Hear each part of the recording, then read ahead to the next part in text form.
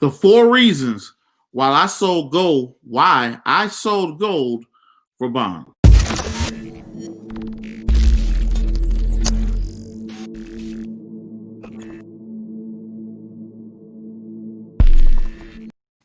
Once again, ladies and gentlemen, boys and girls, and children of all ages, you're now tuned into the Investor Show. As always, this is your gracious host, the Prince of Investing, Prince Dykes, coming to you guys and girls live all the way from the beautiful city state of Denver, Colorado. I know my background may look a little different, my hair look a little rough, but I've been moving the last couple of days trying to get everything set up, so please bear with me. But I wanted to make this video because I know people are thinking, Prince, you're crazy. Gold has been the best performing asset class out of the S&P 500, real estate, all the other great stuff. Why would you sell it for some crappy bonds? Now, ladies and gentlemen, I'm not talking about regular bonds. I'm talking about bond ETFs. But I'm going to talk about those bond ETFs. I'm going to get 4 reasons why in this particular video. And I'm also going to go through some charts to kind of back up my thought process. So I hope you guys and girls stay tuned as we jump straight into it. So the first reason, what's the number one reason why everybody buys gold? People buy gold to hedge against the market, meaning that when the market goes down, they want something that doesn't go down. They actually want something that goes up. And they actually want something that's not going to be as volatile as the market is. So when I was holding gold, I was holding a gold ETF, 2 of them, which is very popular, IAU, that's India Alpha Umbrella, the phonic alphabet. And also we're talking about gold, GLD, right? Golf Lima Delta. Those are the 2 ETFs that pretty much track gold. As gold goes up, so these particular ETFs. As gold go down, the ETFs goes down as well. But if you notice that you follow this over the last year of 2020, as the market got super volatile, especially on March 18th, as the market started to crash, gold started to crash as well. It wasn't as bad, but it was going down as well. When the market was up, so was gold. When the market was down, so was gold. And I was scratching my head. I said, well, that's not why I want to be in gold. I want to be in gold because it's going to go up, to hedge. I want it to go up as the market is going down. And as the market is going up, I kind of want it to hold its level. That's what my ultimate goal was. Now, granted, nothing is perfect. Everything is going to react to the market, but that's one thing I didn't like. So to back up that argument, I'm going to show you guys and girls, for the people that are catching this over the video content, how this looks on a chart. So let's see here on the chart. Make sure I got the right screen pulled up here. As you can see on the chart here, I have gold, I have bonds, and I have the ETFs all pulled up together. Let me make sure I'm looking at the same thing with you guys and girls. 1 second here. I should have been better prepared. But okay, we're getting the same concept. I want to make sure I'm sharing the right screen. That's all. That I'm on the same one you guys on. So the blue line is the gold ETF IAU. We also have, this is the bond, the blue, the big blue that you see is the bond. And the purple line is the S&P 500. So as you see the S&P 500 fall off drastically this year, boom, this is all that March volatility. You can see bonds and gold ETFs kind of held their weight, right? As you see the market start to rebound, so you'd see gold and whatnot. So gold was following the S&P 500 this year. It was following S&P 500, but it wasn't as volatile, but it was volatile. And I said, well, if gold is going to go down when everybody else goes down, and it's going to go up when everybody else goes up, how can I really make my money? If I'm going to do that and I'm a long-term investor, I might as well just be into the S&P 500, right? If you're going to go down when the market goes down, then goes up, then go up when the market goes up, but you're not going down as much and you're not going up as much. If I'm a long-term investor 10, 20 years down the line, I said, well, how does that make a whole lot of sense to me if we're going to kind of track the market, at least as of right now? So I said, well, how can I make money along the way? If I'm going to, if I have a longer horizon, hopefully I'm making sense to you guys and girls. If I have a long horizon, meaning that I have a long time that I want to hold this money, yes, the stock market is going to have higher highs and lower lows. But if I'm going over, let's take my son's portfolio or child's portfolio or somebody's portfolio that's going for 10 to 20 years. If gold is moving at the exact same rate as this, but it's not giving me the exact same return, why am I here, right? That's the way I started to look at it. I said, well, I might as well take some of the risk of the market. And then I said, well, what are some ways that I can have that same volatility?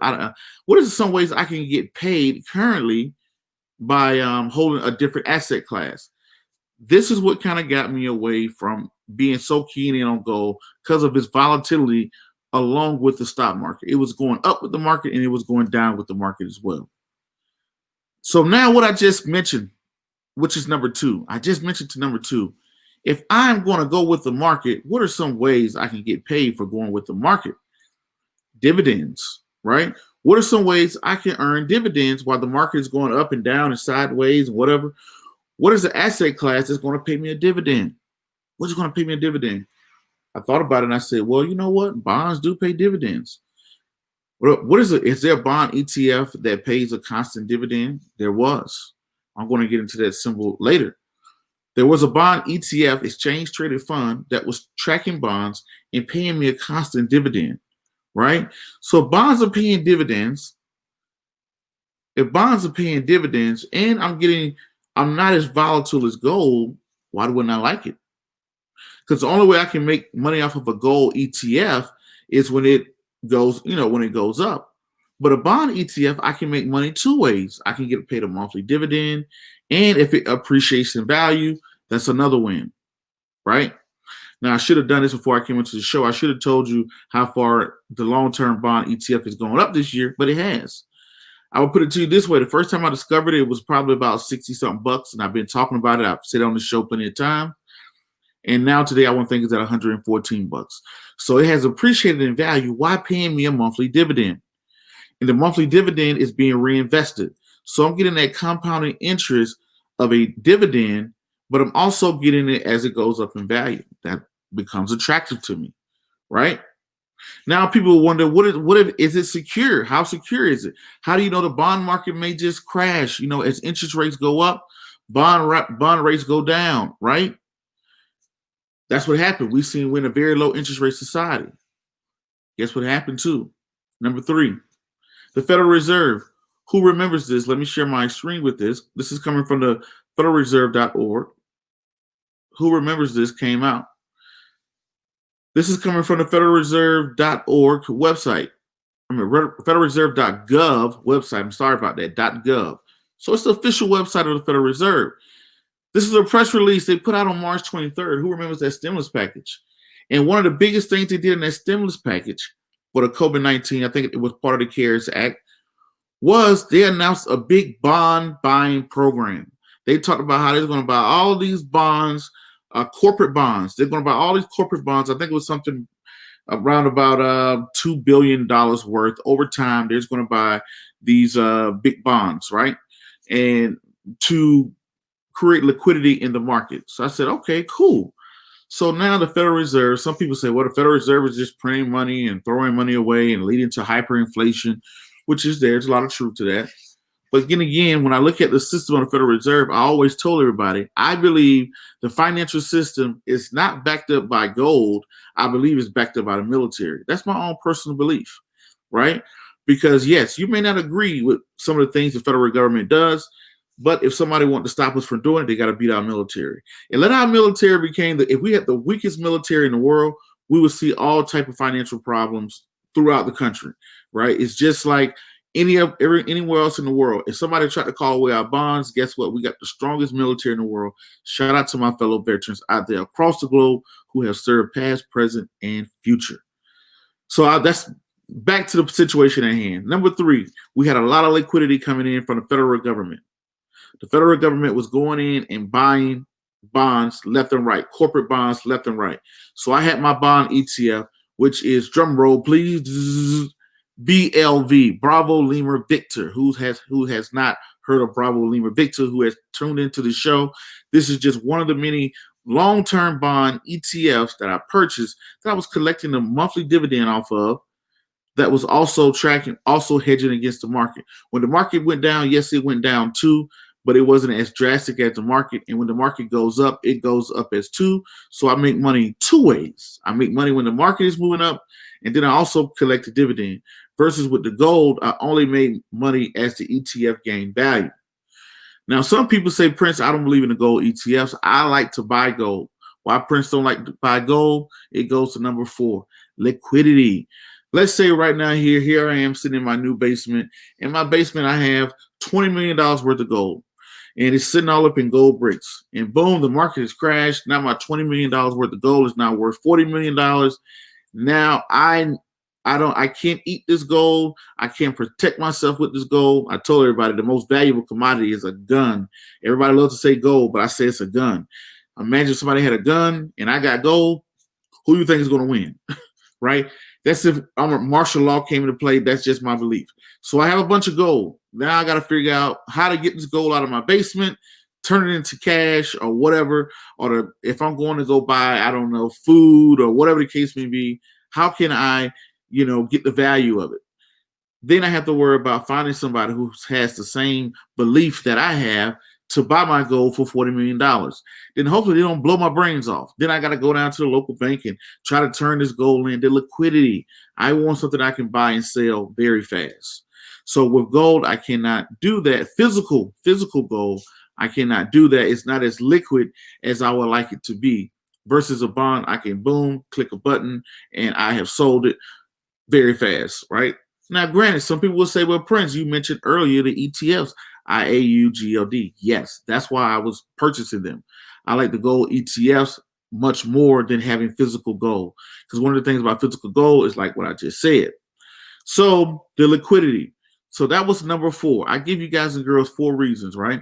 The market volatility of gold. Gold is still, I'm not saying gold is a bad thing. The market volatility, it was very volatile. And when I'm trying to make money, I was like, hey, well, how can I make money when the gold is just going up and down with the market? One of the ways I found it is led me into the number 2 reason, dividends, bonds.